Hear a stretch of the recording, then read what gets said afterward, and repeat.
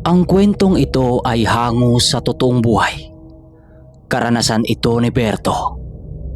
Ito ay karanasan ni Berto sa lugar kung saan ang mga batikang sabongero. Ito ay ang lugar ng Valencia sa Negros Oriental. Nakatulala lamang sa sabungan itong si Berto matapos ang 3 sultada na puro talo. At maging ang perang utang ay naubos, naabot ng 1,000. Ang usapan nila ng kanyang inutangan ay tutubuan niya pag-abot ng hapon.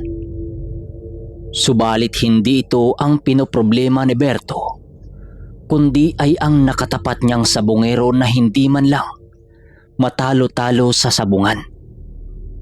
Nakapagtataka ang mga manok nito dahil isang banggaan lang patay kaagad ang mga manok niya.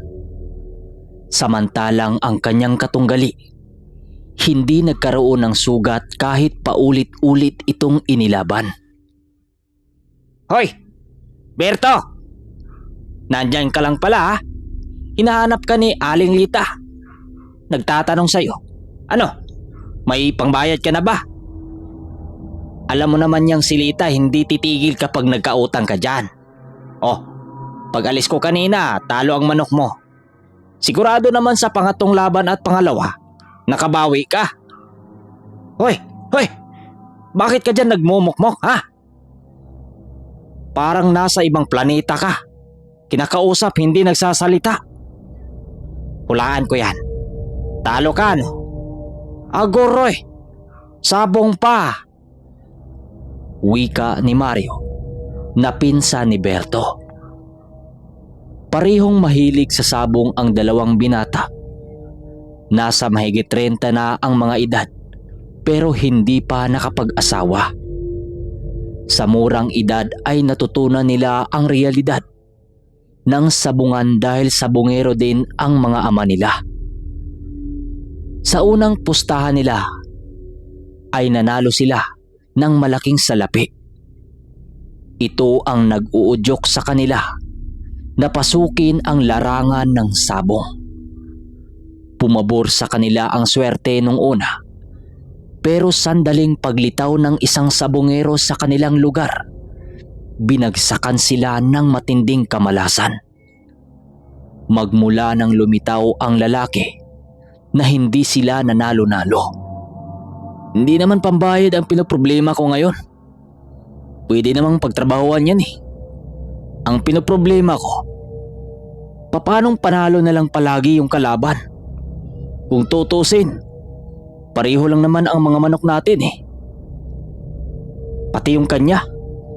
May pakpak, may mga mata at binti, may balahibo. Pareho din ang patuka at inalagaan. Pero bakit kakaiba? Yung sa atin, hindi abuti ng ilang minuto pagkasalang. Tapos yung sa kanila, kaya kahit ilang laban pa. Paano yun? Sinong nilalang ang hinihingian ng basbas para swertehin ng ganyan? Makasamba na nga rin baka sakaling makabawi. Sagot ni Berto. Pareha pala tayo ng iniisip, pinsan. Noon pa man nagtataka na ako sa sabongerong yan eh. Isipin mo, magmula nang dumating siya dito sa bayan natin, lahat ng magagaling sa sabong walang panama. Hindi lang ikaw ang nagtataka ha? Lahat naman tayo dito eh. Wala talaga. 2 manok na lang ang natitira sa bahay. Aabot sana ng 13 kaso natalo ng natalo eh. Titigil ko na ang pagsasabong. Pero ilalaban ko nang muna yung 2. Uubusin ko na lang. Pagkatapos mag-usap ng 2, agad namang nilisan ang lugar. Habang naglalakad sila sa daan, hindi nila maiwasang mapalingon dahil sa matandang nakasunod sa kanila. Unang bisis nila itong nakita at hindi nila napansin ang meron palang tao sa likod nila. Sinubukan naman nila itong baliwalain. Pero kahit saan sila lumilihis ay nakabuntot pa rin ang matanda. Insan, hindi na maganda ang kutob ko ha. May atraso ka ba sa tao para sundan tayo ng ganyan? Kung kani-kanino ka kasi umuutang eh. Baliw. Hindi ko nga kilala yan eh. Tsaka wala akong utang sa iba maliban kay Aling Lita. Kalmahan mo lang, baka kung saan tayo pupunta, doon din ang punta niyan. Itanong mo nga. Mabuti nang nakasigurado tayo. Ilang beses nang napabalitang may patayan dito. Kadalasan pa mga sabongero. Itanong mo nga para mawala itong kabako. Wika ni Mario. Kulit mo din ano? Sige. Manong. Magandang araw sa inyo. Huwag niyo po sanang ikakasama ang tanong ko sa inyo. Napansin ko kasi sunod ka ng sunod sa amin. Saan ba ang punta ninyo? O baka may sadya ka sa amin? Tumigil sa paglalakad ang nasabing matanda at humarap sa kanila at nagwika ng, "Bago ko sagutin ang tanong nyo, tawagin nyo ako sa pangalang Tatang Carpio. Sa katunayan, ikaw Berto ang sadya ko. Ang bibilis nyo kasing lumakad kaya hindi ko kayang makasabay. Tahimik na lang akong sumusunod sa inyo." Wika ni Tatang Carpio na mas lalong ipinagtataka ng magpinsan. Lalong-lalo na si Berto. Ang sabi mo kanina, wala kang atraso kahit kanino. Tapos ngayon, ikaw ang sadya ng taong to. Pinsan, ano bang pinasok mong gulo? Eho, maghulos dili ka. Walang atraso si Berto. May gusto lang akong linawin sa kanya. Isa kang mananabong, hindi ba? Sa bungero na matapos makatapat ang dayo, sunod-sunod ang pagkatalo. Nakakarating kasi sa akin na maayos din ang mga manok mo, pero loging-logi pagdating sa bakbakan. Tapos sa iba ilalaban na nanalo. Dito lang sa dayo minamalas Hindi ka ba napatatong sa inyong sarili? Natahimik ang magpinsan sa sinabi ng matanda. Nagtinginan. Hindi inaasahang alam ng matanda ang buhay nila bilang mga sabungero. Manong. Tatang Carpio pala. Paano nyo nalaman ang tungkol sa bagay na ito? Sinong nagsasabi sa inyo? Hindi ko kasi kayo kilala Nakakagulat na meron palang estrangherong nakakaalam sa piging sabungero ko. Muling tumawa ang matanda at sandaling naghanap ng maupuan sa may daan at sinundan lamang nila ito ng tingin. Walang mali sa manok mo, Berto. Sadyang madayo lang ang dayong kalaban. Paano ba kasi? Sa halip na manok ang ilaban, ibang nilalang isinalang. Walang laban ang kahit na anong panabong sa ganitong nilalang. Kaya palagi kang natatalo kapag ito ang nakakatapat. Muling natahimik si Berto at nakatitig sa matanda. Si Mario namang nasa tabi. Hindi maiwasang suriin. Parang baliw naman yata ang isang yan, insan. Ang sabi halimaw daw. Ano raw? Ewan. Halika na nga. Baka naghanap lang yan ng makakausap. Tapos tayo ang napagkatuwaan. Wika ni Mario na sinang-ayuna naman ni Berto.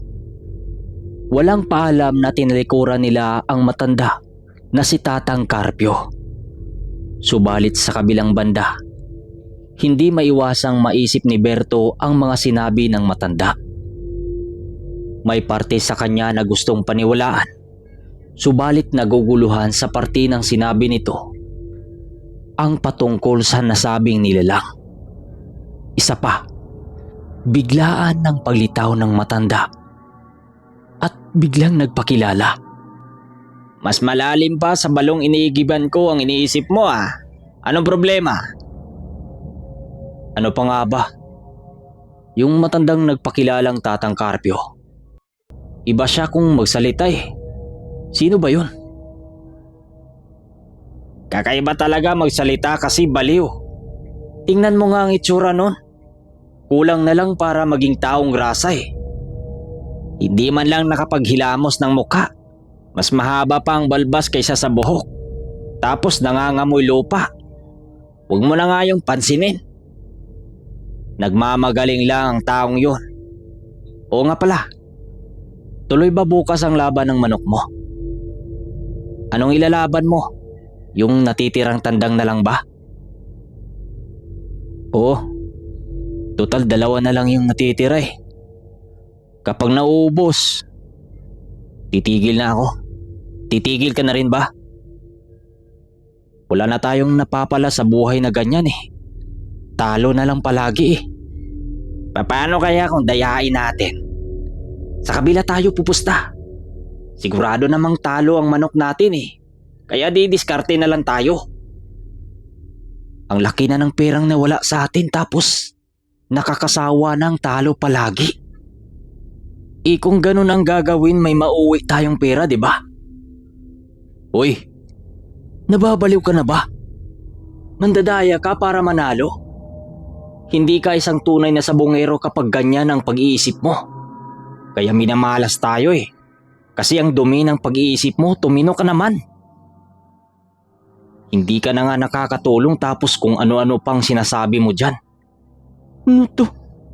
Ikaw na nga yung binahagian ng swerte tapos ganyan pa ang pagsasabihin mo? Bahala ka na nga sa buhay mo. Basta, gagawin ko kung ano ang naisip ko. Tingnan na lang natin kung hindi ka maiinggit. Napabuntong hininga si Berto sa sinabi ng pinsan. Iniwan niya ito at nagtungo sa likod bahay upang tingnan ang natitirang manok panabong. Isasalang ang mga ito sa laban bukas sa kabilang baryo. Huling alas ko na kayong dalawa. Kapag natatalo kayo, ayaw ko nang magsabong. Ay nako, bakit ba kasi palagi na lang minamalas eh? Hindi ko tuloy maiwasang maisip ang sinabi ni Tatang Carpio na hindi ordinaryong manok ang nakakatapat ng mga kapatid nyo. Paano namang hindi? Kung titingnan, ordinaryong manok lang naman. Ewan, basta ubusin nyo ang mga patuka dyan. Dahil bukas, huling laban nyo na. At saka huling araw nyo na din. Wika ni Berto sa kanyang mga panabong. Nagulat siya nang biglang lumitaw si Tatang Carpio. Bigla na lang itong lumabas sa likod ng kulungan ng mga manok. Nalabis niyang ikinagulat. Hindi naman mahirap paniwalaan mga sinasabi ko ah. Hoy, bata, bakit ayaw mong maniwala? Matutulungan pa naman sana kita. Pero ayaw mo eh. Uy, ito namang si Manong. Hindi iniwan ka na namin dun sa daan? Paano ka nakarating dito? Iho, kapag gusto kong tulungan ng isang tao, madali kong matutunto ng kanyang tirahan. Ano? Naniniwala ka na ba sa akin o hindi? 2 na lang ang natitira mong manok. Wala ka bang balak na bumawi dito sa lahat ng talo mo? Wika ni Tatang Carpio. Napakamot naman sa ulo itong si Berto. Naguguluhan kung pakikitunguan ba si Tatang Carpio. Sa huli, si Mario ang kumausap. Dumating ito sa lugar at naguluhan nang nakita ang matanda. Anak ng pusa! Nandito ka na naman, Mano? Hindi mo talaga titigilan ang pinsan ko, ano? Huwag niyo na pong ipagpilitan ang sinasabi ninyong halimaw. Kasi parang kayo pa nga po ang hindi tao eh. Bastos ang bibig mo, bata ka. Pasmado. Huwag kang magulo. Si Berto ang gusto kong makausap, hindi ikaw. Mukha kang unggoy. Tumabi ka nga dyan. Naiinis si Mario sa sinabi ng matanda. Sasagot pa sana, pero pinigilan ni Berto. para hindi na humaba ang usapan. Manong, pasensya na po kayo dito sa kasama ko ha. At pasensya na po kayo na hindi ko kayo mapagbigyan. Napaka-imposible naman kasi ang sinasabi ninyo eh. At saka hindi po namin kayo kilala eh. Bigla na lang kayong lumitaw eh. Mas mabuti siguro na bumalik na lang kayo kung saan kayo nanggagaling. Mauna na po kami. Iniwan nila sa likod ng bahay si Tatang Carpio. Parihong napailing dahil sa pagkikiit nito. Ikaw, Insan, huwag ka talagang maniniwala sa ganon. Lalo na sa ating panahon ngayon. Hindi natin alam kung ano ang tumakbo sa isip ng tao na yon. Malay natin, kakuntsaba ng dayong sabongero. At baka hindi lang manok mo ang madadali, pati ikaw madadamay na. Oo naman, Insan. Hindi ko maiwasang maisip ang sinabi niya. Parang may katuturan rin kasi. Nakita mo naman kung gaano kabangis yung manok ng kalaban. Parang hindi normal yung mga manok. Isang salpok tapos kaagad ang laban. Basta, huling sabong na bukas ha. Hindi na ako magsasabong muli kapag natalo yung huling dalawa.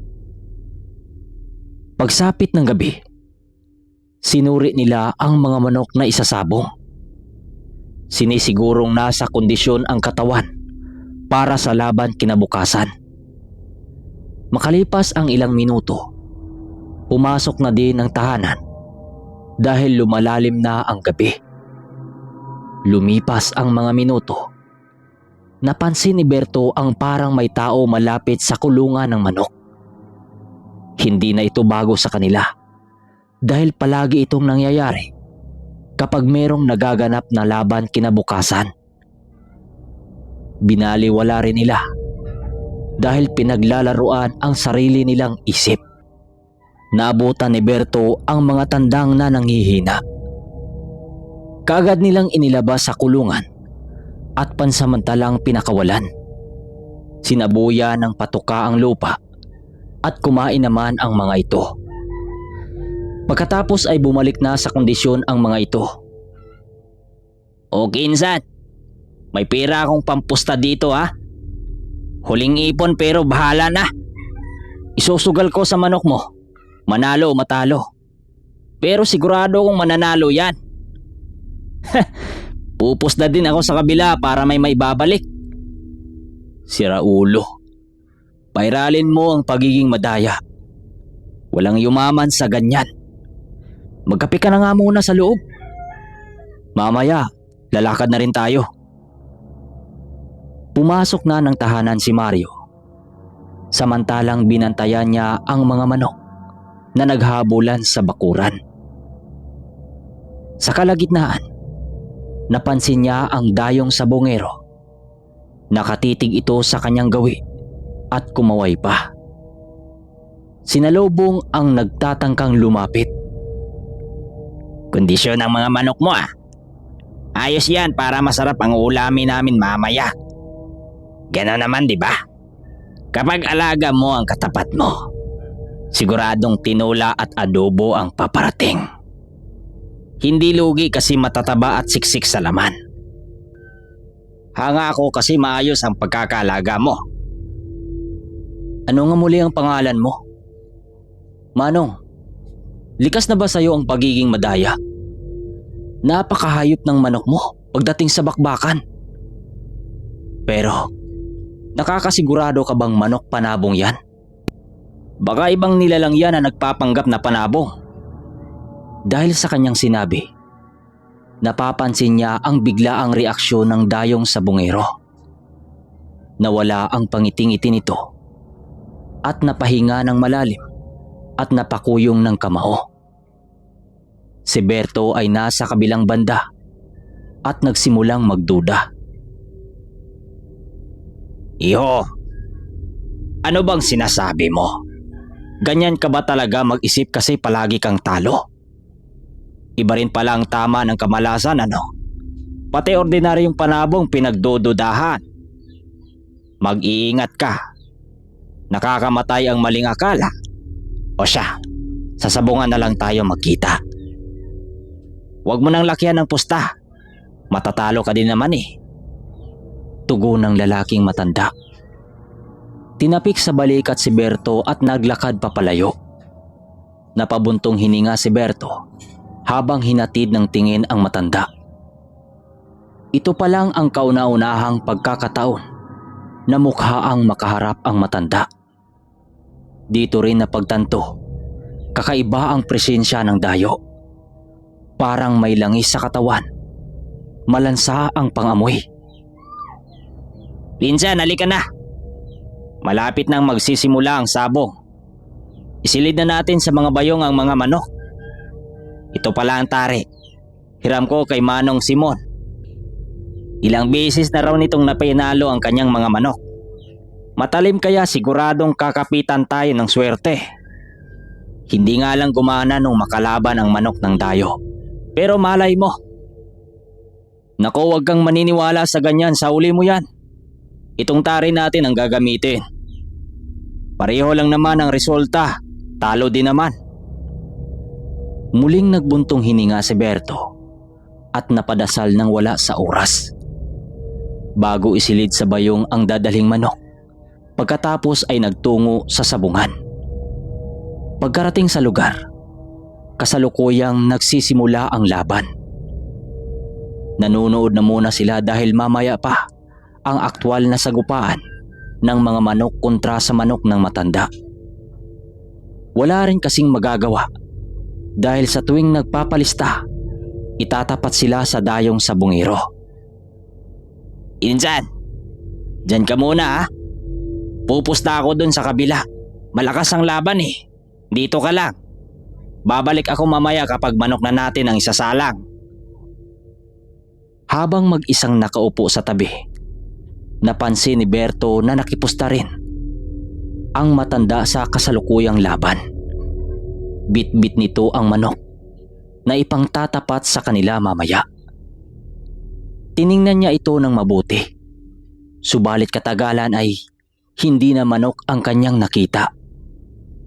Mukha ng isang asong halimaw ang kanyang nakikita. Paulit-ulit kinusot ni Berto ang mga mata at binalikan ng tingin. Subalit ganun pa din. Kaagad nag-iwas ng tingin si Berto at dali-daling lumipat ng pwesto. Ngunit nagulat siya nang biglaan ding natabi ni Tatang Carpio.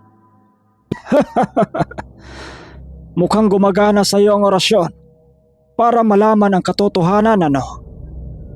Alam ko unti-unti kang naniniwala na hindi ordinaryong manok ang hawak ng dayong sabungero. Huling laban mo na ito, hindi ba? Bakit hindi mo isugal ang tiwala sa akin? Sisiguraduhin kong hindi ka magsisisi. Akin ang manok mo. Ako na ang bahala. Kinuha nito ang bayong at inilabas ang manok. Hindi nakapalag si Berto dahil ang utak ay nasa pagmumukha ng alagang manok ng dayo.